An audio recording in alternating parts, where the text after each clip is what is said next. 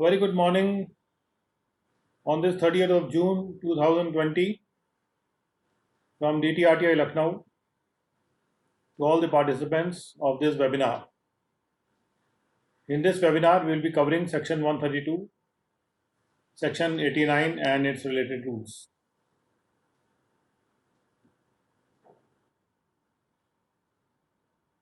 Now, Section 132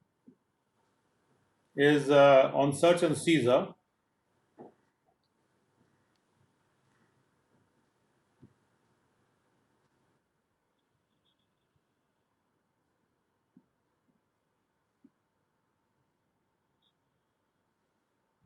And it says that where the Principal Director General or the Director General or the Principal Director or Principal CCIT or CCIT or PCIT or CIT or Additional Director or Additional Commissioner और joint director और joint commissioner यानी principal DG से लेके joint commissioner तक के rank के जो officers हैं, इन consequence of information in his possession, अगर उनके पोजेशन में कोई सूचना है और उस सूचना के कॉन्सिक्वेंस में उनके पास एक रीजन टू बिलीव है, विश्वास करने के कारण है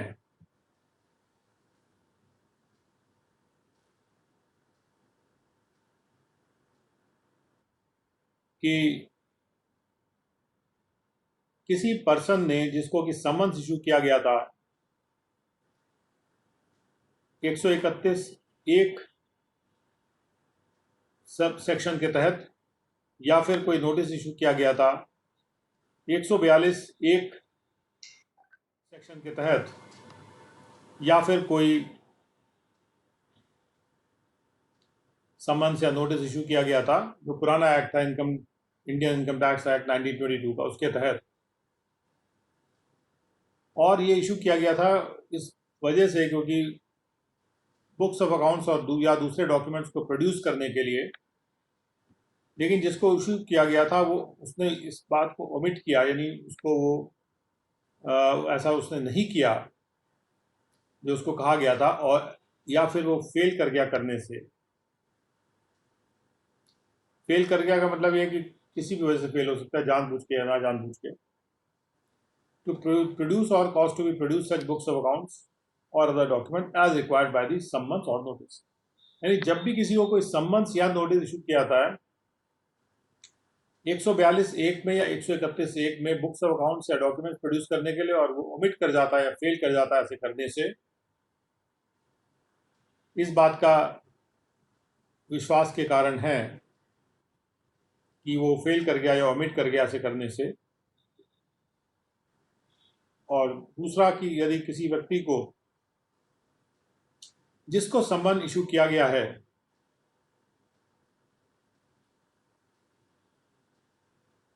has been और might be issued will not, यानी कि जिसको इशू किया गया रहा है या उसको इशू किया जा सकता है समन से नोटिस, वो ऐसा नहीं करेगा, यानी कि बुक्स ऑफ अकाउंट्स या दूसरे डॉक्यूमेंट्स जो यूजफुल या रेलेवेंट हैं किसी भी प्रोसीडिंग के लिए, उनको वो नहीं प्रोड्यूस करेगा। ऐसा अगर विश्वास के कारण है इन ऊपर दी गई अथॉरिटीज के पास। और यहाँ प्रोसीडिंग वर्ड खास तौर पे लिखा गया है, ए में प्रोसीडिंग की कोई बात नहीं है, लेकिन नॉर्मली प्रोसीडिंग में ही बुक्स ऑफ अकाउंट्स या डॉक्यूमेंट्स इशू करने के लिए कहा जाता है।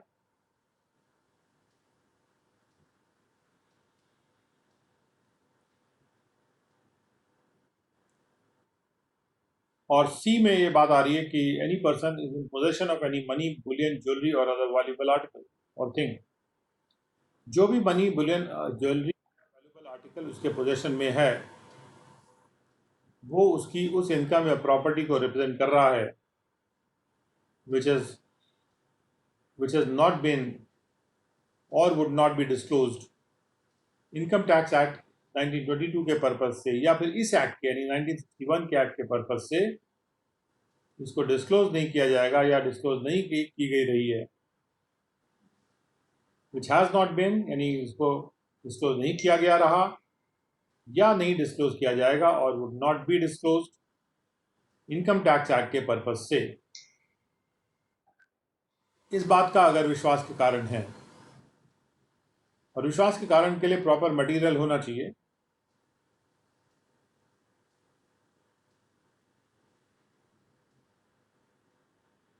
कि एसएससी के पास कोई ऐसी वस्तु है जो कि वैल्यूबल वस्तु है और उसको डिक्लेयर करना चाहिए था अपने रिटर्न में, लेकिन उसने डिक्लेयर नहीं किया है और एक सब्सटैंशियल मात्रा में है जो कि आगे आएगा, तो उससे विश्वास के कारण बन जाते हैं। लेकिन विश्वास के कारण होना जरूरी है। विश्वास जो है ओपिनियन से बेहतर होता है। 50% से ऊपर का जो यकीन होता है उसको विश्वास कहेंगे, और जब ये विश्वास का कारण पैदा हो जाता है कि उसके पास वो सामान है, वैल्यूबल आर्टिकल है, वो नहीं डिस्क्लोज करेगा या नहीं डिस्क्लोज किया जा रहा है, तो ये जो अथॉरिटीज़ हैं जो कि कमिश्नर से और ऊपर तक की अथॉरिटीज़ हैं, वो ऑथराइज कर सकती हैं एडिशनल डायरेक्टर और उससे नीचे असिस्टेंट कमिश्नर तक की अथॉरिटीज़ को ऑथराइज कर सकती हैं। वर्ड ऑथराइज यूज़ किया, मतलब उसको अधिकृत कर सकती हैं, या अगर वो विश्वास का कारण एडिशनल डायरेक्टर या जॉइंट डायरेक्टर, जॉइंट कमिश्नर के पास है, तो वो भी ऑथराइज कर सकते हैं किसी असिस्टेंट डायरेक्टर, डिप्टी डायरेक्टर या असिस्टेंट कमिश्नर वगैरह को। इसमें प्रोवाइजो है बाद में जो इनको अलाउ नहीं किया जा रहा एडिशनल डायरेक्टर और जॉइंट डायरेक्टर को, अभी उसको आप देखेंगे।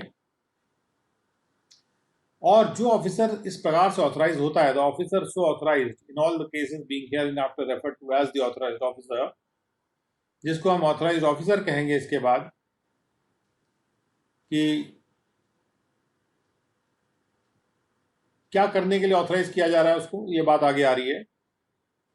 कि वो प्रवेश करे और ढूंढे, एंटर एंड सर्च किसी भी बिल्डिंग, प्लेस, वेसल, व्हीकल या एयरक्राफ्ट को जहां पर उसके पास कारण है संदेह करने का, जिस जगह के बारे में संदेह का कारण है कि वो बुक्स ऑफ अकाउंट्स और वो डॉक्यूमेंट्स या वो जो valuable articles, things, money, bullion, jewellery वहां पर रखे हुए हैं। और इसके अलावा ऑथराइजेशन इस बात के लिए भी है कि वो open the lock of any door, box, locker, safe, अलमीरा या रिसेप्टिकल, यानी जो भी बर्तन है जिसमें चीज जिसमें रखा हुआ है, जिसने रिसीव किया है। For exercising the powers conferred by clause 1 where the keys thereof are not available, अगर कीज अवेलेबल नहीं, उपलब्ध नहीं है, यानी कीज की थोड़ी जानकारी ली जाएगी। अगर कीज उपलब्ध नहीं है तो वो ऑथराइज्ड ऑफिसर के पास ये अथॉरिटी है कि वो इस डोर, बॉक्स, लॉकर, सेफ, अलमीरा या अदर रिसेप्टिकल को ब्रेक ओपन कर सकता है। क्या करने के लिए? जो भी पावर्स कन्फर किए जा रहे हैं बाय क्लॉज 1, यानी कि enter and search any building, ढूंढने के लिए, और उसके बाद ही can search any person who has got out of और is about to get into a building, जो है तो बाहर निकल गया है या अंदर घुसने वाला है बिल्डिंग के, उसको सर्च कर सकता है। और इज इन, या अंदर है उस बिल्डिंग के जगह में या वेसल में, व्हीकल, एयरक्राफ्ट में, यदि ऑथराइज्ड ऑफिसर के पास संदेह करने के कारण है कि ऐसा व्यक्ति ने छुपा लिया है सीक्रेटेड अबाउट इस पर्सन, अपने बॉडी में छुपा लिया है कोई भी ऐसे बुक्स ऑफ अकाउंट्स को, अपने बॉडी के आसपास छुपा लिया है या बॉडी पे छुपा लिया है ऐसे बुक्स ऑफ अकाउंट्स को और या दूसरे डॉक्यूमेंट्स को, या फिर वो वैल्यूबल आर्टिकल को उसने छुपा लिया है, अगर ये संदेह करने का कारण है, उस व्यक्ति को वो सर्च कर सकता है। फिर वो और क्या कर सकता है authorised officer? He can require any person who is found to be in possession or control of any books of accounts or other documents maintained in the form of electronic record. अगर कोई books of accounts या documents electronic record के रूप में maintain किए जा रहे हैं, तो वो जरूरी कर सकता है किसी भी व्यक्ति के लिए इलेक्ट्रॉनिक रिकॉर्ड को इंफॉर्मेशन टेक्नोलॉजी एक्ट में डिफाइन किया गया है to afford the authorised officer the necessary facility, जरूरी सहूलियत उसको मुहैया कराए। To afford the authorised officer the necessary facility यानी जो भी ज़रूरी सहूलियत है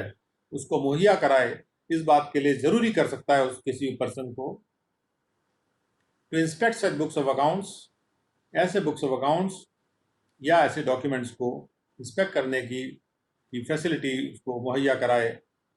ये बात ज़रूरी कर सकता है उस व्यक्ति के लिए जो कि पोजेशन या कंट्रोल में है ऐसे बुक्स ऑफ अकाउंट्स या दूसरे डॉक्यूमेंट्स के। तो यानी कि अगर उसके किसी के पोजेशन में है वो बुक्स ऑफ अकाउंट्स या डॉक्यूमेंट्स, तो ज़रूरी कर सकता है कि उसका पासवर्ड या जो भी है उसको दे, जिससे कि फैसिलिटी उसको मिल जाए ऑथराइज्ड ऑफिसर को कि उसको वो एंटर और सर्च कर सके, उसको ढूंढ सके, उसका इंस्पेक्शन कर सके। रादर टू इंस्पेक्ट करना मतलब अंदर प्रवेश करके देखना। स्पेक्ट होता है, स्पेक्ट से होता है देखना, इन मतलब अंदर, inspect. Seize any such books of accounts, और उसको ये भी पावर है कि वो कोई भी बुक्स ऑफ अकाउंट्स या दूसरे डॉक्यूमेंट्स को सीज कर सकता है, या किसी मनी बुलियन ज्वेलरी या दूसरे मूल्यवान वस्तु को या चीज़ को वो सीज कर सकता है जो कि पाई जाती है ऐसे सर्च के रिजल्ट में।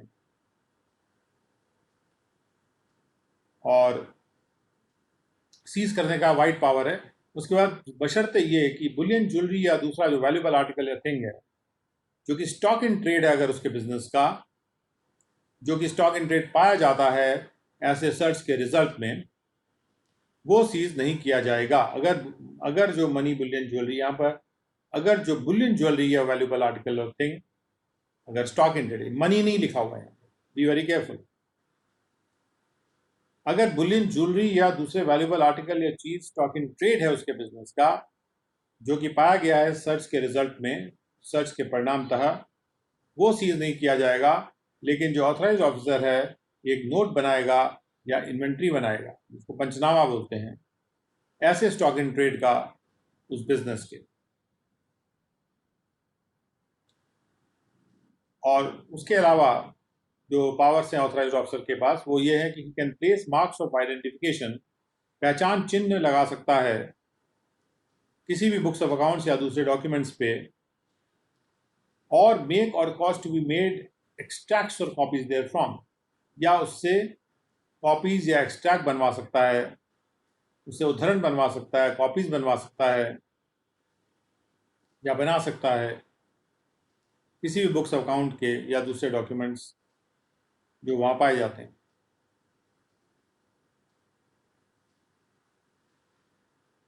और फिर उसके पास पावर ये है, he can make a note or an inventory of any such money bullion jewelry or other valuable article। वो मनी बुलियन ज्वेलरी और आर्टिकल या थिंग जो वहाँ पाई जाती है उसका भी नोट या इन्वेंट्री बना, एनी सच मनी बुलियन। तो यहाँ पर any such books of accounts या अदर डॉक्यूमेंट्स होना चाहिए था, तो यहाँ सच वर्ड थोड़ा सा किसी वजह से मिसिंग है, तो I think that it can be put there. यानी वो बुक्स ऑफ अकाउंट्स और डॉक्यूमेंट जो वहाँ पाए जाते हैं उन पे मार्क्स ऑफ आइडेंटिफिकेशन लगा सकते हैं, बशर्ते ये कि that where any building, place, vessel, vehicle और aircraft refer to in clause 1, जो भी ये जगह क्लॉज 1 में रेफर्ड हैं, अगर वो जुरिसडिक्शनल एरिया में है किसी प्रिंसिपल सीसीआईटी या सीसीआईटी या पीसीआईटी या सीसीआईटी के, लेकिन ऐसे प्रिंसिपल सीसीआईटी, सीसीआईटी, पीसीआईटी या सीआईटी का जुरिसडिक्शन नहीं है उस पर्सन के ऊपर, यानी उनके जुरिसडिक्शन में वो जगह तो स्थित है लेकिन उनका जुरिसडिक्शन नहीं है उस पर्सन के ऊपर जो रेफर किया जा रहा है क्लॉज ए और क्लॉज बी और क्लॉज सी, तब क्या होगा? Then notwithstanding anything contained in section 120, section 120 को ओवरराइड किया हुआ है। ये नहीं कि आप किसी एसएससी के यहाँ पहुंचे, वो पता चला वो कह रहा आपका जुरिसडिक्शन ही नहीं है, भाग जाओ यहाँ से। तो notwithstanding contained in section 120, it shall be competent for him उसके लिए कॉम्पिटेंट होगा to exercise the powers under this subsection, कि वो इस सबसेक्शन के पावर्स को एक्सरसाइज करे, यानी जो ऑथराइज करने का पावर है, in all the cases where he has reason to believe, उन हर केस में जहां उसके पास विश्वास करने का कारण है, that any delay in getting the authorization from the principal CCIT, CCIT, PCIT या CIT हैविंग जुरिसडिक्शन, कि अगर कोई डिले किया जाएगा ऑथराइजेशन पाने में या ऑथराइजेशन मंगवाने में, जिसके पास जुरिसडिक्शन है उस ऑफिसर से, may be prejudicial to the interest of the revenue, revenue के इंटरेस्ट के लिए वो प्रतिकूल हो सकता है। उसके पास विश्वास करने का कारण होना चाहिए, they must be material to show, कि जब उसने वो एक्शन लिया, उसने ऑथराइज किया, तो अगर वो डिले कर देता ऑथराइजेशन करने में तो प्रतिकूल असर पड़ सकता था। तो इससे अर्थ ये निकलता है कि एक कोशिश जरूर होनी चाहिए, जो भी व्यक्ति इस रैंक के हैं, जो ऑथराइज कर रहे हैं, जो कि कमिश्नर या उससे ऊपर के रैंक के हैं, अगर वो ऑथराइज कर रहे हैं किसी अपने जूनियर एक ऑथराइज्ड ऑफिसर के रूप में सर्च और सीजर का ऑपरेशन करने के लिए सेक्शन 132 के अंतर्गत जो ऑथराइज कर रहे हैं, तो उनके पास अगर वो ले सकते हैं क्या कहते हैं, जो गेटिंग द अगर वो ऑथराइजेशन ले सकते हैं जुरिस्डिक्शनल ऑफिसर से बिना कोई प्रतिकूल प्रभाव पड़े रेवेन्यू के ऊपर, तो उस केस में उनको लेना चाहिए। और अगर उनका लेकिन विश्वास करने का बिल्कुल कारण उनके पास हैं कि भाई ऐसा करने से डिले अगर होता है, एनी डिले अगर करते हैं वो और एक्शन नहीं लेते, तो उसमें प्रतिकूल प्रभाव पड़ सकता है। इस बात को मद्देनजर रखते हुए वो अपने रीजंस को रिकॉर्ड करेंगे कि इस वजह से चूंकि यहाँ डिले हो रहा है और डिले से प्रतिकूल प्रभाव पड़ सकता है। जो भी देखिए सर्च ऐसा एक्शन है जिसमें अगर डिले होता है तो रेवेन्यू के इंटरेस्ट पर प्रतिकूल प्रभाव पड़ सकता है। अगर मान लीजिए आपने जैसे सर्च ऑपरेशन शुरू कर दिया, सर्च शुरू करने से पहले अगर आप ये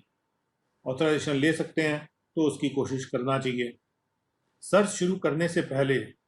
तो डिले का कोई इशू नहीं होता है। अगर सर्च करने से पहले डिले का तभी इशू हो सकता है जब वो एसएससी भागने वाला है या कोई प्रॉपर्टी ऐसी उसको उठा के कहीं और कर देगा, शिफ्ट कर देगा। वो जो सामान है वो थोड़ी देर के लिए वहाँ उसने रखा है, एक्शन नहीं लिया जाएगा तो वहाँ से हट जाएगा। तो उसको तुरंत के तुरंत एक्शन लेना ज़रूरी है 132 एक्शन के लिए।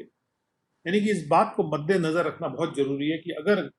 जो अथॉरिटी ऑथराइज कर रही है अगर उसका जुरिस्डिक्शन नहीं है उस एसएससी के ऊपर, then first the jurisdiction can also be transferred. अगर वो गलती से जुरिस्डिक्शन किसी और के पास चला गया, या ऑर्डर्स भी किए जा सकते हैं जुरिस्डिक्शन को ट्रांसफर करने के, और या तो वो नहीं होता तो फिर ऑथराइजेशन लेना चाहिए। जो भी जुरिस्डिक्शनल ऑफिसर है उसकी भी एक कोशिश होनी चाहिए, और ऐसा अगर नहीं है तो फिर विश्वास करने के ऐसे कारण होने चाहिए, मजबूत कारण होना चाहिए कि अगर वो डिले करेंगे तो इंटरेस्ट जो है रेवेन्यू का उसके लिए प्रतिकूल हो जाएगा। तो इस बात को रिकॉर्ड करना जरूरी होगा अगर कोई ऐसी अथॉरिटी ऑथराइज करती है जिसके पास जुरिस्डिक्शन नहीं है, अगर वो सर्च को ऑथराइज कर रही है, क्योंकि वो जो बिल्डिंग प्लेस वेसल व्हीकल या एयरक्राफ्ट है वो उनके जुरिस्डिक्शन में है, हालांकि एसएससी उनके जुरिस्डिक्शन में नहीं है। कई बार ऐसा है आपने सर्च शुरू कर दिया, एसएससी भी आपके जुरिस्डिक्शन में था, लेकिन जो चीज़ आपने वहाँ पाई वो पता चला किसी दूसरे एसएससी की है जिसका जुरिस्डिक्शन आपके पास नहीं है।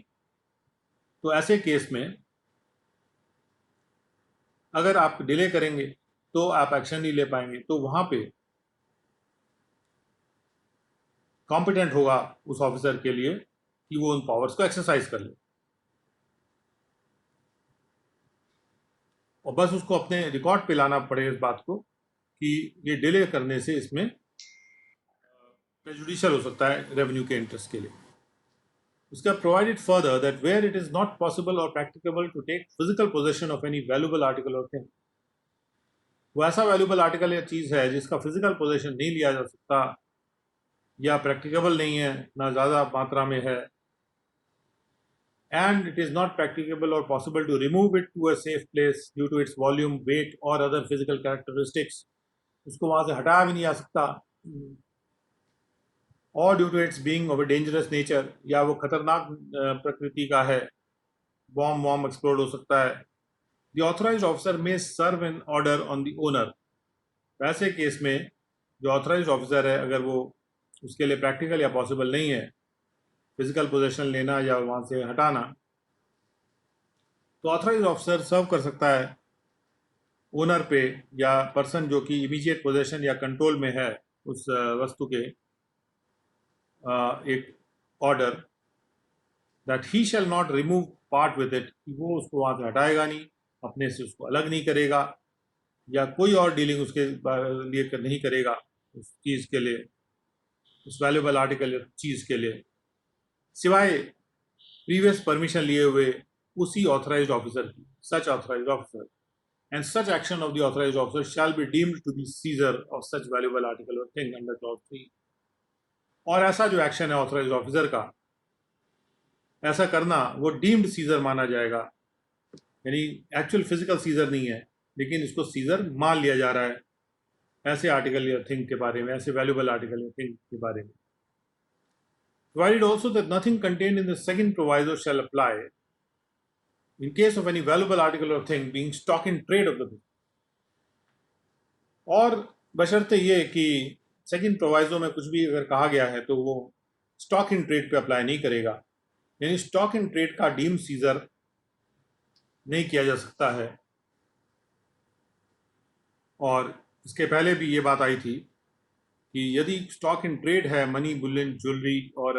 मनी नहीं, Boolean, jewellery, other valuable article of thing, तो उसको सीज नहीं किया जाएगा. ये बात पहले भी आ चुकी है. तो जिसको सीज नहीं किया जाएगा तो उसको डीम्ड सीज भी नहीं किया जाएगा. और उसके बाद है कि provided also that no authorization shall be issued by the additional director or additional commissioner or joint director. Commissioner से नीचे किसी भी ऑफिसर के द्वारा 1 अक्टूबर 2009 के बाद ये ऑथराइजेशन इशू नहीं किया जा सकता.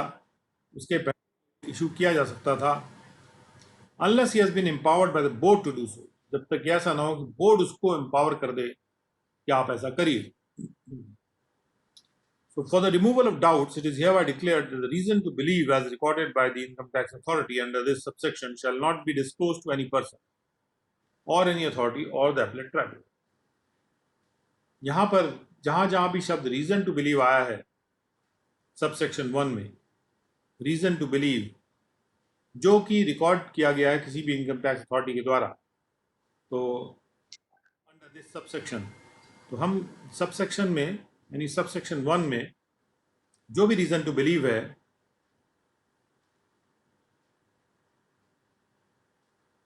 जो यहां आ रहा है हैज रीजन टू बिलीव, तो इस रीजन टू बिलीव को डिस्क्लोज नहीं किया जाए. ये बात यहां पे लॉ में लाई हुई है कि इस रीजन टू बिलीव पर कोई भी अथॉरिटी या जो एपेलेट ट्राइब्यूनल है उसको भी ये बताना जरूरी नहीं समझा गया है कि विश्वास के कारण क्या थे. एज रिकॉर्डेड का मतलब रिकॉर्ड तो किया जाएगा, लेकिन जो रिकॉर्ड किया गया उसको डिस्क्लोज नहीं किया जाएगा किसी पर्सन को या किसी अथॉरिटी को या किसी भी एपेलेट ट्राइब्यूनल.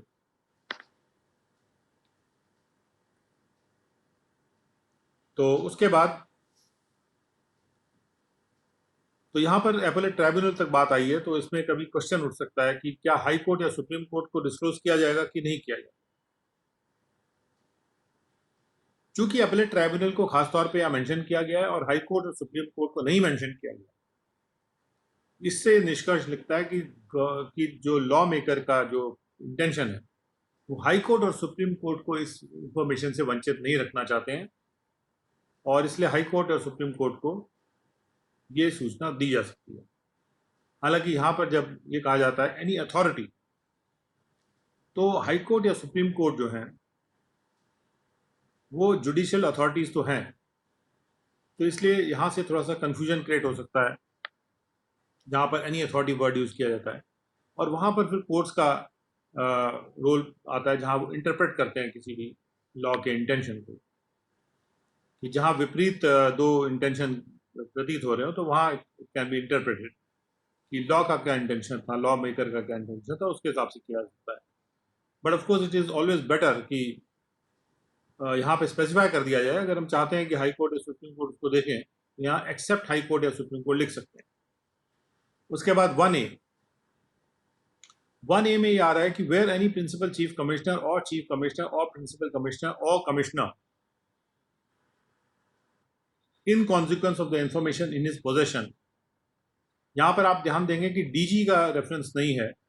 तो यहाँ पर डीजी विंग का कोई रोल नहीं है। PCCIT, CCIT, PCIT and CIT के पास अगर इंफॉर्मेशन है उनके पोजेशन में और वो उनके पास सस्पेक्ट करने के कारण है, reason to suspect, not reason to believe, that any books of accounts or other documents or money, bullion, jewelry or other valuable article or thing in respect of which an officer has been authorized, जिसके respect में कोई officer को authorise किया गया रहा है, principal DG, DG, PDIT या DIT के द्वारा, या किसी और प्रिंसिपल सीसीआईटी, सीसीआईटी के द्वारा, पीसीआईटी या सीआईटी या additional director, additional commissioner, joint director, joint commissioner के द्वारा ऑथराइज किया गया है किसी भी ऑथराइज्ड ऑफिसर को to take action under clauses 1 to 5 of subsection 1 are or is kept. उनको रीजन टू सस्पेक्ट है कि वो जो वस्तुएं हैं वो रखी हुई हैं, या एक वस्तु है तो रखी हुई है, in any building, place, vessel, vehicle और aircraft which is not mentioned in the authorisation, जो ऑथराइजेशन में मेंशन नहीं है, जो इशू किया गया था अंडर सेक्शन 1, तो ऐसे प्रिंसिपल सीसीआईटी या सीसीआईटी, प्रिंसिपल सीआईटी या सीआईटी, नॉट विथ स्टैंडिंग कुछ भी लिखा हो सेक्शन 120 में, they can authorize, may authorize the said officer, यानी उस ऑथराइज ऑफिसर को ऑथराइज कर सकते हैं to take action under any of the clauses aforesaid, कि वो ऊपर दिए गए किसी भी क्लॉजेज में एक्शन ले सकता है इन respect of such building, place, vessel, vehicle और एयरक्राफ्ट। तो इन्फॉर्मेशन किसके पोजीशन में यहाँ पे आ रही है? इन्फॉर्मेशन पोजीशन में आ रही है कोई पीसीसीआईटी, सीसीआईटी, पीसीआईटी या सीआईटी, और उनके पोजीशन में ये कोई इन्फॉर्मेशन आ रही है जिससे वो सस्पेक्ट करने के, उनको सस्पेक्ट करने के कारण, बिलीव करने के कारण कि कोई भी ये सामान जो है जिसके रिस्पेक्ट में किसी और ऑफिसर को ऑथराइज किया गया था, जैसे होता है कि कोई सर्च चल रहा है मान लीजिए कलकत्ता में, और वहाँ पे कोई कागज़ पाया जाता है जिसमें लिखा है कि लखनऊ में फलानी जगह ये सामान पड़ा हुआ है। अब कागज़ पाने से तो रीज़न टू बिलीव नहीं होता, लेकिन रीज़न टू सस्पेक्ट पैदा हो जाता है। तो ऑथराइज्ड ऑफिसर को वहाँ के लखनऊ के जो ज्यूरिसडिक्शन के प्रिंसिपल सीसीआईटी वगैरह हैं वो ऑथराइज कर सकते हैं, द सेड ऑफिसर इन उसी ऑथराइज्ड ऑफिसर को ऑथराइज कर सकते हैं कि वो एक्शन ले, और ये action not withstanding anything contain in section 120 लिया जा सकता है कि भाई वो जगह उस ऑथराइज्ड ऑफिसर के ज्यूरिसडिक्शन में है कि नहीं है, या जो प्रिंसिपल डीजी जिन्होंने ऑथराइजेशन इशू किया था उनके ज्यूरिसडिक्शन में है कि नहीं है, उसको मद्देनजर ना रखते हुए, उसको नज़र से हटाते हुए वो ऑथराइज कर सकते हैं ऐसे ऑफिसर, ऑथराइज्ड ऑफिसर को, कि वो ऊपर दिए गए क्लॉजेज यानी 1 to 5 जो सब सेक्शन 1 के क्लॉजेज हैं उनको क्लॉजेज अफोरसेड क्या कहा जा रहा है, जो पहले कथित ऊपरी कथित क्लॉजेज उस बिल्डिंग, प्लेस, वेसल, व्हीकल और या एयरक्राफ्ट के रिस्पेक्ट में उसको ऑथराइज कर सकते हैं। तो इसको कॉन्सिक्वेंशियल सर्च नाम से बोला जाता है। IA या 1A is a provision for which is covering the consequential search option. Now explanation में कहा गया है कि for the removal hereby declared that the reason to suspect as recorded by the income tax authority under this subsection shall not be disclosed to any person or any authority or the appellate tribunal. तो यहाँ पर भी वही बात है कि जो reason to suspect यहाँ पे आ रहा है तो डिस्क्लोज नहीं किया जाएगा, क्यों वहाँ पे एक्शन लिया गया, क्यों उस ऑथराइज ऑफिसर को ऑथराइज किया गया सच प्रोविजंस में एक्शन लेने के लिए।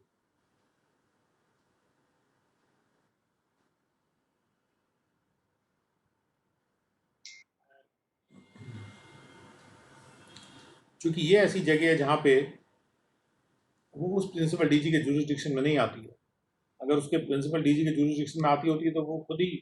Not withstanding anything contain section 120 action ले सकता था,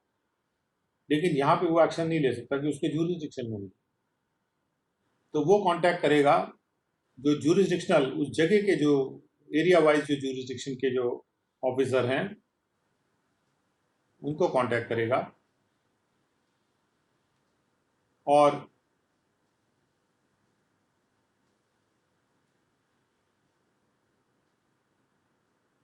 उनको कांटेक्ट करे और वो फिर ऑथराइजेशन देंगे। यानी ये जो ऑथराइजेशन है ये जुरिस्डिक्शनल ऑफिसर ही पास कर सकता है। अगर वो जगह जहाँ पर वो प्रिंसिपल चीफ कमिश्नर वगैरह हैं वो जगह वहाँ पे उसका असेसी जिस असेसी के पास वो जगह है तो वो असेसी उनके द्वारा असेस नहीं होता जिसके जुरिस्डिक्शन में वो जगह स्थित है। तो ऐसे कंडीशन में जो जुरिस्डिक्शनल प्रिंसिपल चीफ कमिश्नर वगैरह है वो ही इस एक्शन को ऑथराइज कर सकते हैं। क्योंकि अगर ध्यान से इसको पढ़ा जाए सेक्शन को तो यहाँ पे लिखा है कि ये जो अथॉरिटीज हैं उनके बाद रीजन टू सस्पेक्ट होना चाहिए कि कोई भी ये सामान जो है जिसके रिस्पेक्ट में ऑफिसर को ऑथराइज किया गया रहा है इनके द्वारा दूसरी अथॉरिटीज के द्वारा वो रखा हुआ है किसी ऐसी जगह में जो कि ऑथराइजेशन में मेंशन नहीं है और ये नहीं लिखा हुआ कि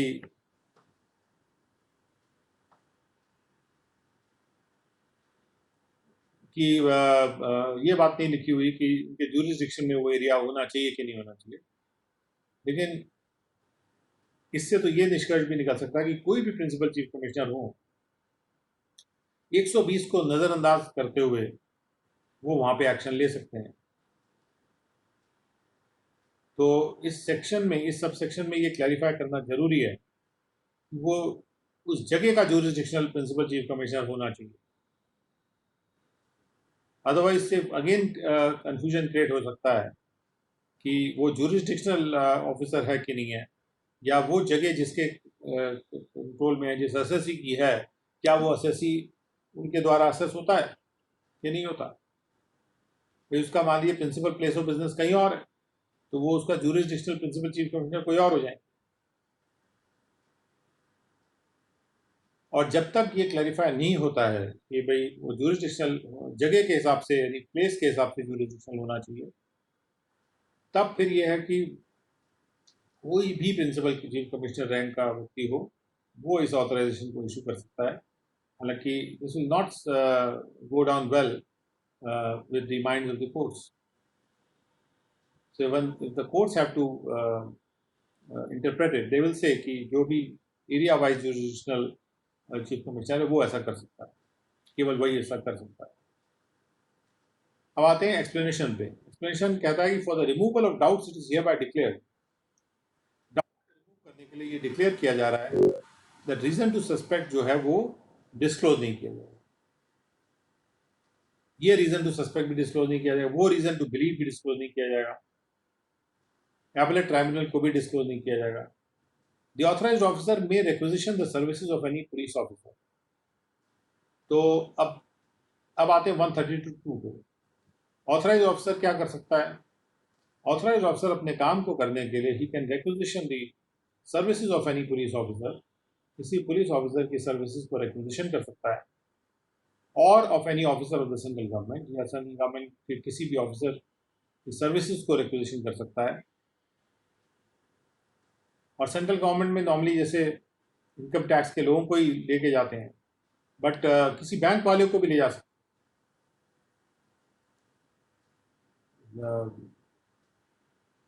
सेंट्रल गवर्नमेंट का होना चाहिए। तो सेंट्रल गवर्नमेंट में अगर सेंट्रल गवर्नमेंट की ओनरशिप में है बैंक, तो officer of the central government, किसी भी सेंट्रल गवर्नमेंट के ऑफिसर को, कोई दूसरे विभाग का ऑफिसर है, उसको भी रिक्वेजिशन किया जा सकता है टू असिस्ट हिम। लेकिन हाँ, रेलिवेंट होना चाहिए उसके लिए। जैसे आप किसी नारकोटिक्स वाले के यहाँ गए, वहाँ पे जो नारकोटिक्स विभाग के ऑफिसर को रिक्वेजिशन कर सकते हैं to assist him for all or any of the purposes specified in subsection 1 or subsection 1A, उन पर्पजेस के लिए असिस्ट करने के लिए जो 1 या 1A में लिखे हैं। And it shall be the duty of every such officer, और हर ऐसे ऑफिसर की वो ड्यूटी हो जाएगी to comply with such requisition. उसको रिक्वेजिशन आता है and he has to comply with that requisition.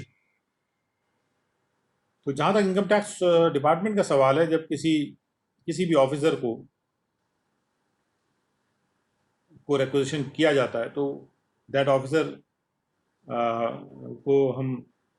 Authorised officer के रूप में भी रिक्वेजिशन कर सकते हैं, even otherwise not as an authorized officer के रूप में भी रिक्वेजिशन कर सकते हैं।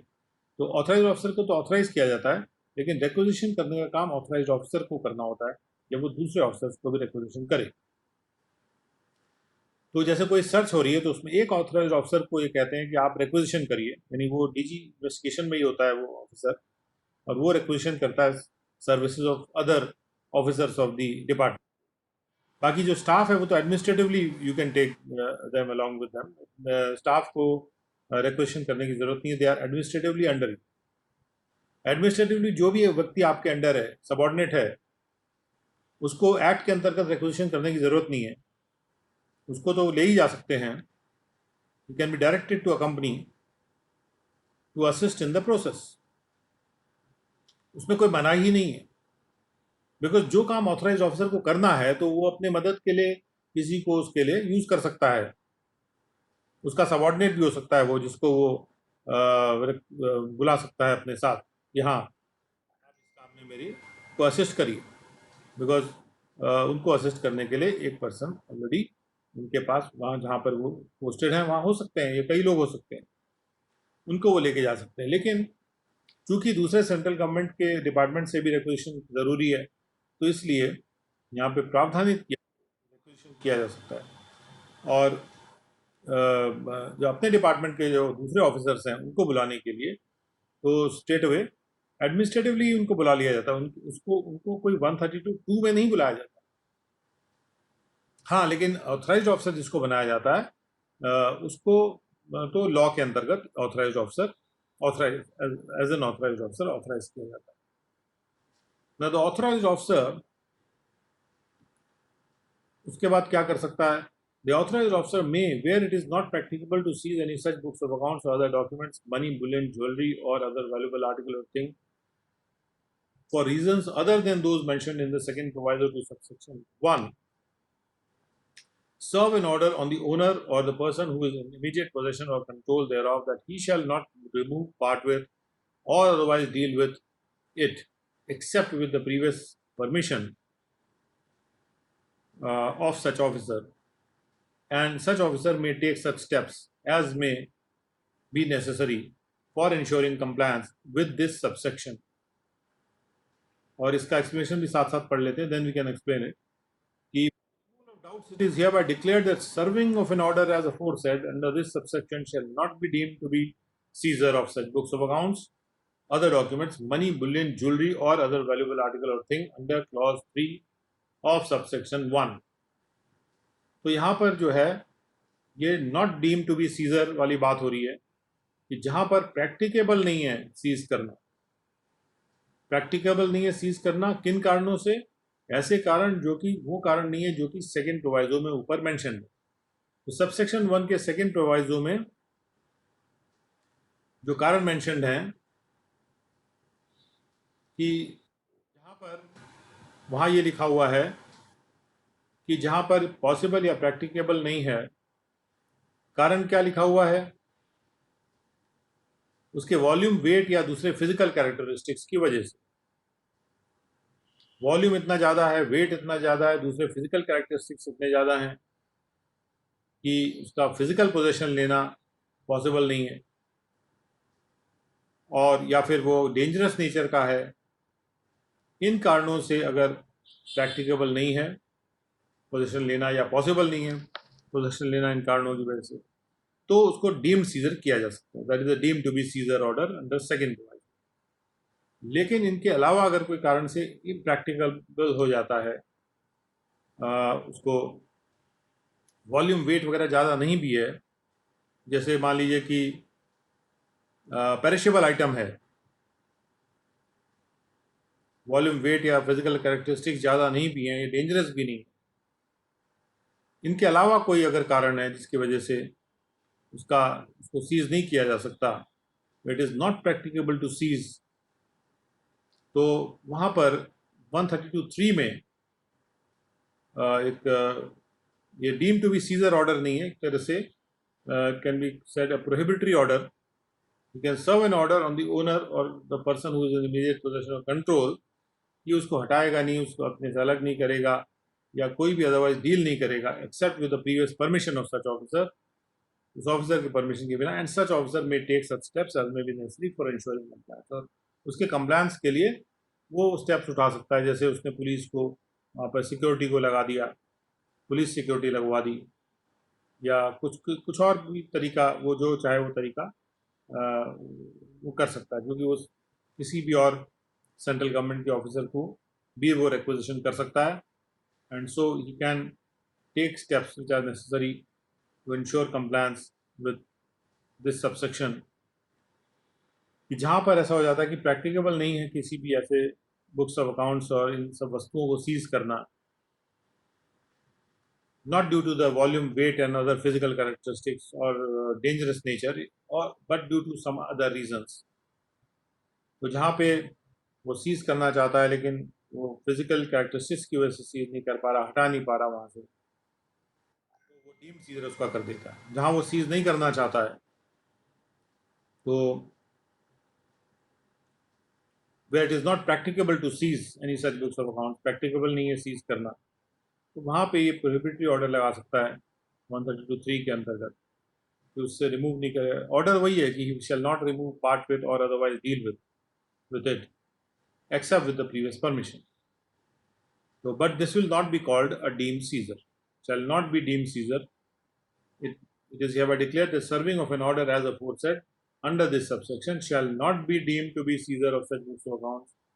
ये सीजर नहीं माना जाएगा अंडर क्लॉज 3, मतलब क्लॉज 3 वाला जो सीजर है ऑफ सबसेक्शन 1, वो सीजर ये यहाँ पे नहीं माना जाएगा। तो this is sort of prohibitory order. The authorised officer may during the course of the search और scissor examine on oath any person who is found to be in possession or control of any books of accounts। Authorised officer क्या कर सकता है search and scissor के दौरान, वो oath पे examine कर सकता है। 132(4) में पावर है, you can examine on oath any person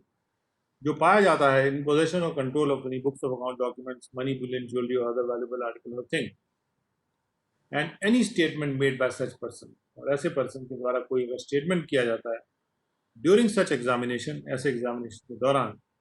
may there after be used, और उस स्टेटमेंट को एविडेंस के रूप में यूज किया जा सकता है in any proceeding under the income tax act और अंडर दिस एक्ट। तो उसको किसी प्रोसीडिंग में एविडेंस के रूप में इस्तेमाल किया जा सकता है, कोई भी प्रोसीडिंग इस एक्ट के तहत हो, चाहे वो असेसमेंट की प्रोसीडिंग हो या फिर प्रोसिक्यूशन की प्रोसीडिंग हो, किसी भी प्रोसीडिंग में एविडेंस के रूप में उस स्टेटमेंट को जो ओथ के अंतर्गत लिया गया। अगर ओथ के अंतर्गत स्टेटमेंट नहीं लिया गया, ओथ नहीं दिलाई गई, तो उसको प्रोसीडिंग में आप यूज नहीं कर सकते। तो इसलिए यहाँ पर ही बहुत केयरफुल रहना बहुत जरूरी है कि oath should be administered to the person जिसका स्टेटमेंट रिकॉर्ड किया जाता है,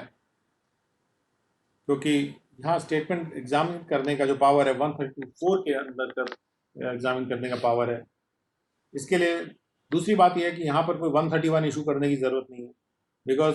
132(4) के अंतर्गत ही पावर दिया हुआ है, उसको सम्मन नहीं कर रहे हो आप, वो तो वही है,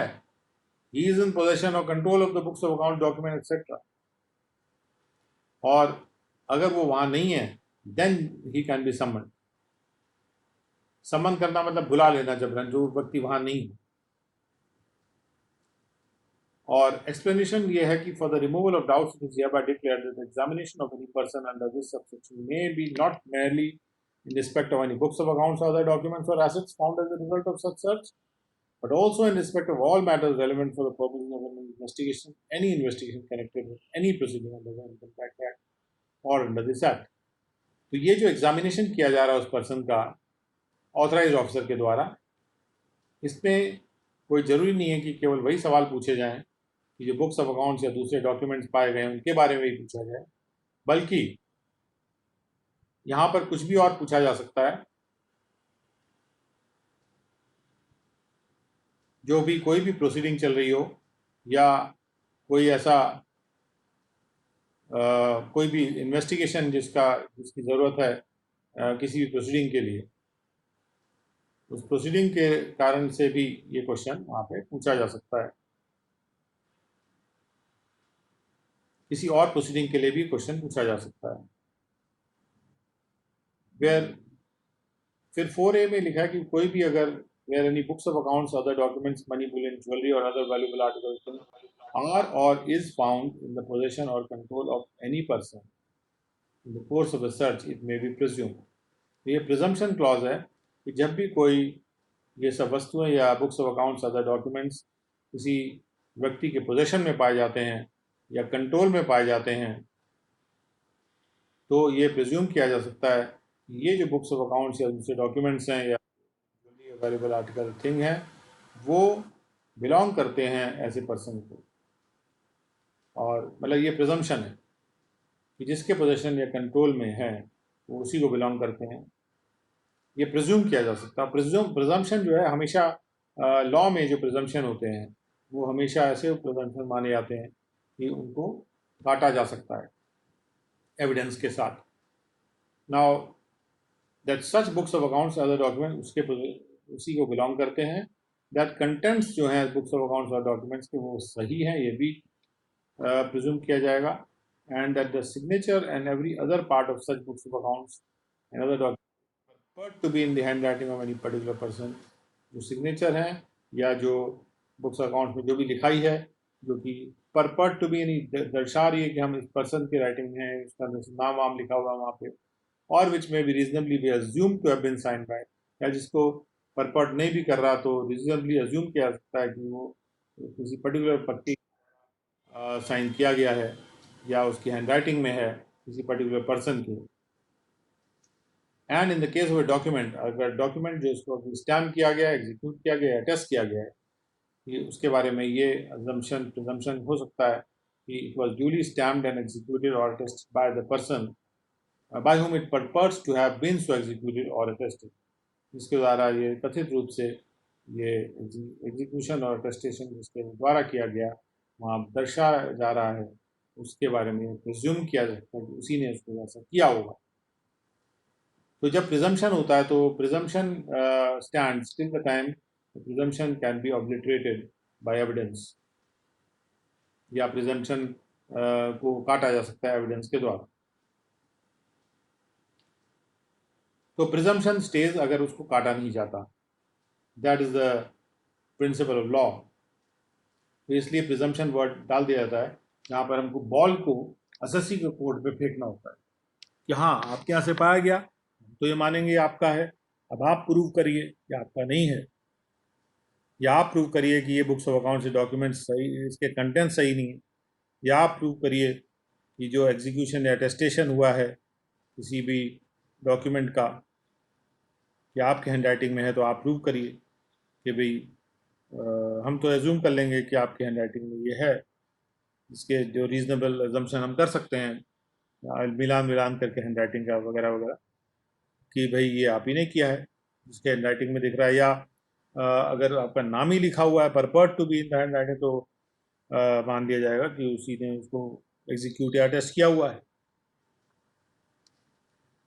unless otherwise proved। तो unless otherwise proved वर्ड यहाँ यूज नहीं किया, but otherwise but that is a valid word wherever a presumption is there। Now 8 है The books of accounts or other documents seized under subsection 1 or subsection 1A shall not be retained by the authorized officer for a period exceeding 30 days. Authorized officer books of accounts या दूसरे documents को जो seize किए गए थे उसको अपने पास retain नहीं करेगा 30 दिन से ज़्यादा पीरियड के लिए from the date of the order of assessment, जब असेसमेंट हो जाता है 153A में या 158 BCC में जो पहले होता था, unless the reasons the same are recorded by him, 30 दिन से ज़्यादा रखने के लिए reasons to be recorded by him in writing and the approval of the PCCIT, CIT, PCIT, PDGIT or DGIT or PDIT or DIT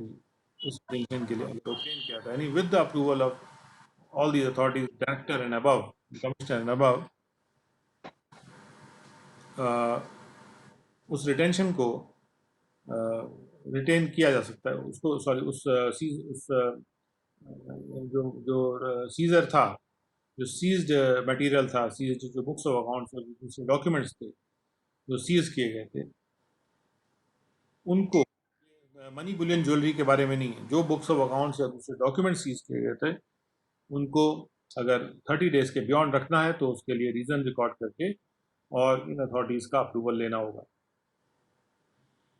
provided that the PCCIT ये जो officers हैं CIT and DIT and above shall not authorize the retention, वो इस retention को authorise नहीं करेंगे books of accounts या documents के ऐसे पीरियड के लिए जो कि 30 दिन से ज़्यादा का पीरियड है, after all the proceedings under Indian income tax act और this act in respect of the years for which the books of accounts और डॉक्यूमेंट रेलेवेंट आर कंप्लीटेड। जब सारी प्रोसीडिंग कंप्लीट हो जाती हैं इस एक्ट के तहत उन सालों के बारे में रिस्पेक्ट ऑफ द ईयर्स जिसके लिए वो books of accounts documents relevant थे, उनकी सारी प्रोसीडिंग कंप्लीट हो जाती है, तो ये जो अथॉरिटीज़ हैं उसके बाद बुक्स ऑफ अकाउंट्स डॉक्यूमेंट्स को का रिटेंशन को 30 दिन के बाद तक ऐसा होने के, यानी जब फाइनल हो जाती है सारी प्रोसीडिंग उसके 30 दिन बाद तक के बाद और उसके और रिटेन नहीं करने दे सकते हैं, और वो उनको ये पावर ही नहीं है 30 दिन के बियॉन्ड सारी प्रोसीडिंग कंप्लीट होने के बाद भी उन डॉक्यूमेंट्स को अपने पास रखें। An order under subsection 3 shall not be in force for a period exceeding 60 days from the date of the order। और जो ऑर्डर अंडर सबसेक्शन 3 किया जा रहा है वो 60 days from the date of order से बियॉन्ड फोर्स में नहीं होगा। तो जो ऑर्डर अंडर सेक्शन 3 है वो आपका जो प्रोहिबिटरी ऑर्डर है उसका समय लिखा हुआ है जो कि not deem to be seizure है,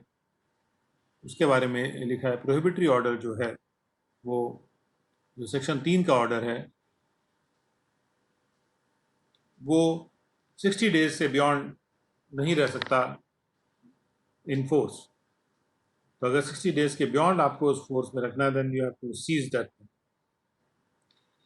the person from whose custody any books of accounts और अदर डॉक्यूमेंट्स आर सीज्ड, अगर सीजर होता है अंडर सबसेक्शन 1 और सबसेक्शन 1A, जो पर्सन के फ्रॉम हुज कस्टडी जिनके कस्टडी जो सीजर हुआ है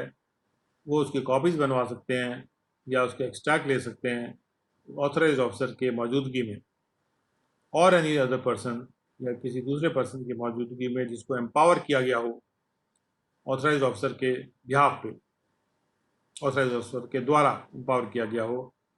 eight such place and time as the authorised officer may appoint, ऐसी जगह में जहाँ पे वो ऑथराइज्ड ऑफिसर जो है अपॉइंट करेगा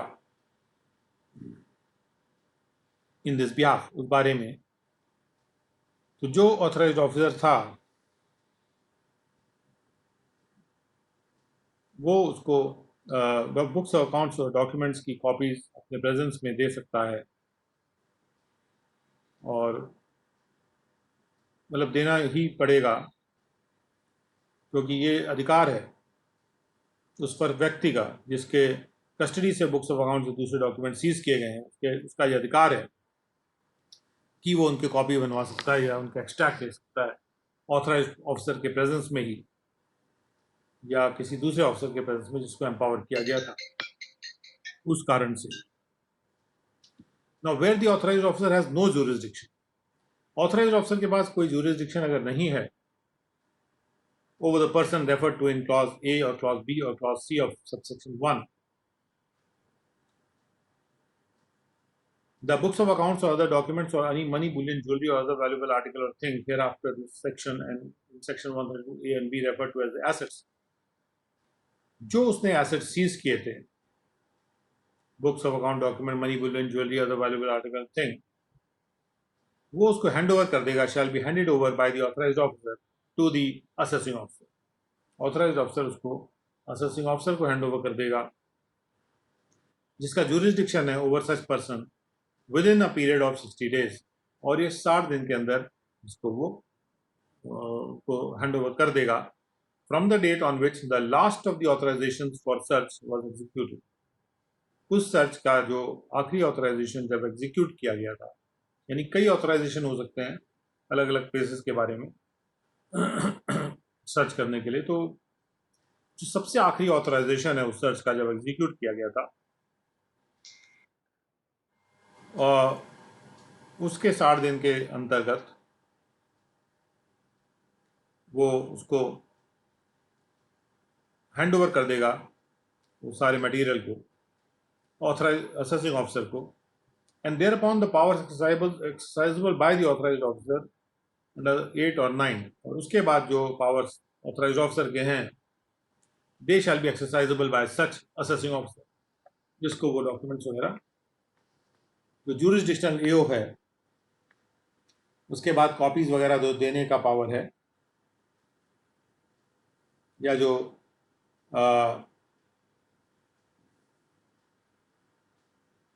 बुक्स ऑफ अकाउंट्स को रिटेन करने का जो भी पावर है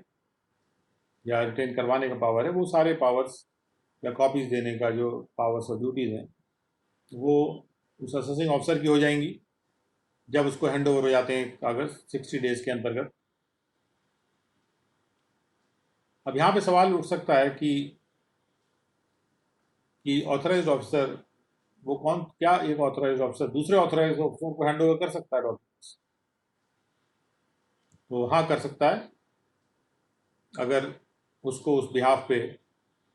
ऑथराइज किया जाए कि वो कलेक्ट कर ले डॉक्यूमेंट। तो एक और ऑथराइजेशन होना चाहिए कि जिसमें कि ऑथराइज ऑफिसर के लिए कि वो दूसरे ऑथराइज ऑफिसर से सारे डॉक्यूमेंट्स कलेक्ट कर ले, यानी जो भी इन्वेस्टिगेशन ऑफिसर है he can be authorise to collect the documents, या he can be authorise for all the premises, यानी जितने भी ऑथराइजेशन जारी किए गए हैं सब में एक पर्टिकुलर ऑफिसर ऐसा जरूर होना चाहिए, वो जेडी लेवल का भी हो सकता है, जो उसमें ऑथराइज ऑफिसर के रूप में मेंशन है, क्योंकि ऐसा नहीं है कि किसी पर्सन प्लेस के बारे में एक से ज़्यादा ऑथराइज ऑफिसर नहीं हो सकता। There can be 2 authorize officers, one of them will be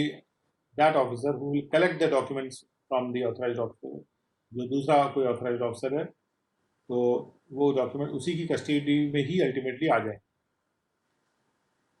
तो उस केस में क्या होगा कि जो भी ऑथराइज ऑफिसर था उस केस में, his signature will also be required on the seizure documents. That is also a thing that has to be managed, because otherwise there is no other provision by which an authorized officer can hand over the documents to any other authorized officer, unless that authorized officer was also authorized to do that search.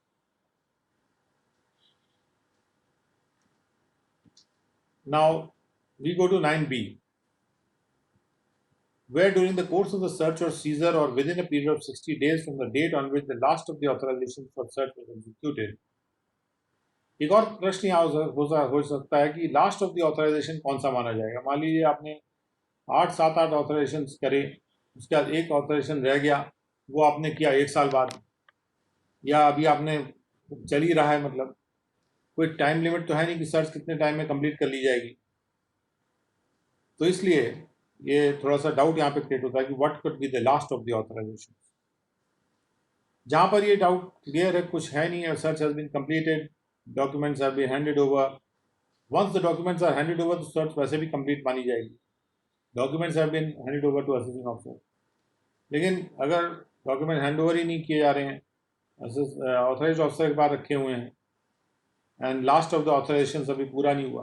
That can lead to an unnecessary delay. और वहाँ पर जो शब्द है last of the authorisation, that may not be very clear. So इसके बाद ये कहा जा रहा है कि जहाँ पर भी सर्च और सीजर के कोर्स में या within a period of 60 days from the date on which the last of the authorisation for search was executed, the authorised officer जो है, for reasons to be recorded, is satisfied कि protecting the interest of the revenue it is necessary so to do, he may, with the previous approval of the PDGIT, DGIT, PDIT or DIT, by order in writing, he may attach provisionally. Who may attach? The authorized officer may attach provisionally any property belonging to the SSC. 60 days तक तो उसके पास पड़ा हुआ है ना कागज, जब तक कागज उसके पास पड़ा हुआ है, where during the course of the search or seizure or within a period of 60 days from the date on which the last of the authorization for the search was executed, या ये भी हो सकता था यहाँ पे कि or till the date when the documents are handed over by him, for reasons to be recorded the authorized officer। तो इससे निकलता है कि अगर डॉक्यूमेंट्स ने हैंड ओवर भी कर दिए हैं और 60 डेज पूरे नहीं हुए हैं, तब भी 60 डेज के अंतर्गत वो अगर सेटिस्फाइड है, डॉक्यूमेंट हैंड ओवर करने के बाद भी सेटिस्फाइड है, क्योंकि डॉक्यूमेंट हैंड ओवर करने के बाद 8 और 9 के प्रावधान के जो कार्य हैं वो असेसिंग ऑफिसर कर सकता है, लेकिन जो बाकी कार्य है 9B वो मेंशन नहीं है वहाँ पे। तो 9B का कार्य ऑथराइज्ड ऑफिसर भी कर सकता है, जब तक भले ही वो हैंड ओवर कर चुका है डॉक्यूमेंट्स को या मटीरियल को, 60 डेज के अंतर्गत कर सकता है। Is satisfied that for the purpose of protecting the interest of revenue, property को अटैच करना, प्रोविजनली अटैच करना, जो प्रॉपर्टी एसएससी को बिलोंग कर रही है उसको जरूरी है, तो he may attach the property provisionally, and for the set purpose the provision of the second schedule shall mutatis mutandis apply, बिना किसी बदलाव के, म्यूटेटिस मुटेंडिस यानी बिना किसी बदलाव के वो अप्लाई करेंगे, यानी सेकंड शेड्यूल के अंतर्गत उसको ये कार्य करने होंगे। Every provisional attachment which is made under subsection 9B, her provisional attachment जो ये 9B में किया जा रहा है उसका इफेक्ट खत्म हो जाएगा, shall cease to have effect after expiry of a period of 6 months from the date of the order refer to 9B। तो 6 महीने के लिए ये प्रोविजनल अटैचमेंट किया जा सकता है। And the authorised officer 9D है,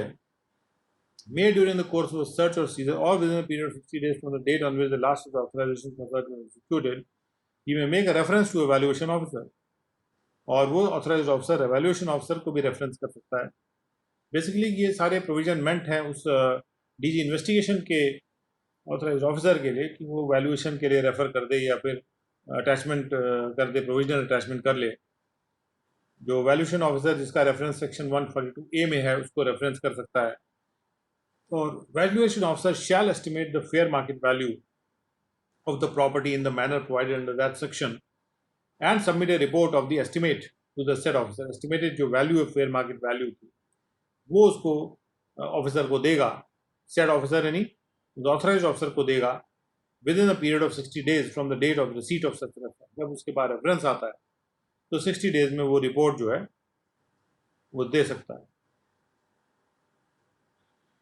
वो देना ही है उसको, मतलब 60 डेज में वैल्यूएशन ऑफिसर के द्वारा। रिपोर्ट किस बात की देनी है? Estimate of the fair market value of the property. एक पर्टिकुलर डेट में वैल्यू मांगी जाएगी, उस डेट में उस वैल्यूएशन को उसको करना है।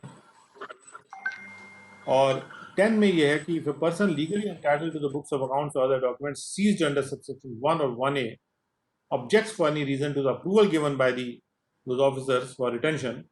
he may make an application to the board। किसी को लगता है कि जो डॉक्यूमेंट सीज किए गए हैं या बुक्स ऑफ अकाउंट जो सीज किए गए हैं वो उनको बेकार में रिटेन किया जा रहा है और उसको उनकी ज़रूरत है, और वो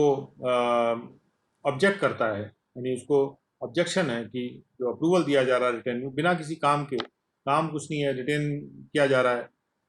तो ही में मेक एन एप्लीकेशन। तो ऑब्जेक्शन क्यों कर सकता है वो? ऑब्जेक्शन वो तब कर सकता है जहाँ पर सारी प्रोसीडिंग पूरी हो चुकी हैं, उसके बाद 30 दिन और निकल गए हैं,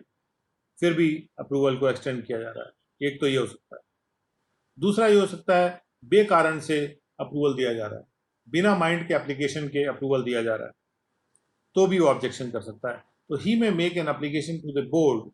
stating therein the reasons for such objection and requesting for the return of the books of accounts or other documents, and the board may, after giving the applicant an opportunity of being heard, the board may pass such orders as it thinks fit. तो जहाँ पर किसी भी SSC के जो या किसी भी व्यक्ति के बुक्स ऑफ अकाउंट्स या डॉक्यूमेंट जबरदस्ती सीज करके रखे जा रहे हैं और वो चाहता है कि उसको मिले क्योंकि उसको उस पर काम करना चाहता है आगे वो, और बिना कारण के वो रखे जा रहे हैं, जबकि किसी प्रोसीडिंग में उनको दिखाने की ज़रूरत नहीं है। मान ली कि उन बुक्स ऑफ अकाउंट डॉक्यूमेंट में कोई उसकी कंसील्ड इनकम नहीं मिली और फिर भी उसको रिटेन किया जा रहा है जब वो कोई इशू ही नहीं है अपील में, तो भी वो बोर्ड को अपना एप्लीकेशन कर सकता है और बोर्ड उसके बारे में जो ऑर्डर्स फिट हो सकते हैं, जो बोर्ड सोचेगा कि फिट है, वो ऑर्डर पास कर सकता है ऐसे केस में। और उसके बाद ये कहा जा रहा है कि जो provisions of code of criminal procedure हैं, सर्च एंड सीजर से relating to search and seizure, जो प्रोविजन है कोड ऑफ क्रिमिनल प्रोसीजर के, वो भी इन सर्च एंड सीजर में भी अप्लाई करेंगे। तो प्रोसीजर को फॉलो करना जरूरी है। और 14 में कहा गया the board may make rules in relation to any search and seizure under this section. इस सेक्शन में सर्च एंड सीजर में बोर्ड रूल्स बना सकता है, and in particular and without prejudice to the generality of the proving power, such rules may provide for the procedure to be followed by the authorized officer. तो rules में authorised officer के द्वारा follow किया जाने वाला procedure prescribe हो सकता है, और भी रूल बन सकते हैं कोई भी, तो जनरलिटी ऑफ पावर को प्रेजुडिस ना करते हुए। खासतौर पे इस बारे में तो रूल बनना ही चाहिए, ऐसा लिखा हुआ है कि वो कैसे प्रवेश करेगा for obtaining ingress into the building, क्या प्रोसीजर होगा किसी building, place, vessel, vehicle, aircraft में जाने के लिए जिसको सर्च किया जाना है, जहाँ पर फ्री इंग्रेस अवेलेबल नहीं है वहाँ क्या करना है, या for ensuring the safe custody books of accounts, documents की, एसेट्स की, उसके लिए क्या प्रोसीजर फॉलो करना है, इस प्रोसीजर के बारे में रूल बोर्ड बना सकता है। And for the purpose of 9A, 9B, 9D with respect to execution of an authorization for search, the provisions of section 2 of 153B shall apply. तो जहाँ पर 9A, 9B, 9D है, वहाँ पर 153B के प्रोविजन भी, तो provisions of subsection 2 of 153B shall apply. इसको अभी देखते हैं। And in this section, the word proceeding means any proceeding in respect of any year, whether under the Income Tax Act पुराने वाले या this Act, which may be pending on the date on which a search is authorized. Proceeding का मतलब है वो जब search authorise होती है उस डेट को जो पेंडिंग है, और उसके बारे में प्रश्न पूछे जा सकते हैं ना एसएससी से। अंडर दिस सेक्शन और विच में हैव बीन कंप्लीटेड ऑन और बिफोर सच डेट, या ऐसी प्रोसीडिंग भी हो सकती है जो उस डेट से पहले कंप्लीट हो गई हो। And includes also all proceedings under this Act which may be commenced after such date in respect of any year. तो यानी पास्ट, फ्यूचर और प्रेजेंट की सारी प्रोसीडिंग है, प्रोसीडिंग वर्ड में समाहित होती हैं। और 9A, 9B, 9D को अगर आप ध्यान से देखें तो 9A जो है उसमें कहा गया था कि वो 60 डेज में ऑथराइज्ड ऑफिसर को दे देगा जो डॉक्यूमेंट सीज किए। 9B में कहा जा रहा है कि जो जहाँ पर भी वो प्रोविजनल अटैचमेंट कर सकता है प्रॉपर्टी का, और 9D में वैल्यूएशन ऑफिसर को दे सकता है। तो ये जहाँ पर भी ये एक्शन जरूरी है 9A, 9B, 9D के लिए, जहाँ तक कि जो ऑथराइजेशन है सर्च का उसको एग्जीक्यूट करने की बात है, 153B2 के प्रावधान अप्लाई होंगे। 153B2 में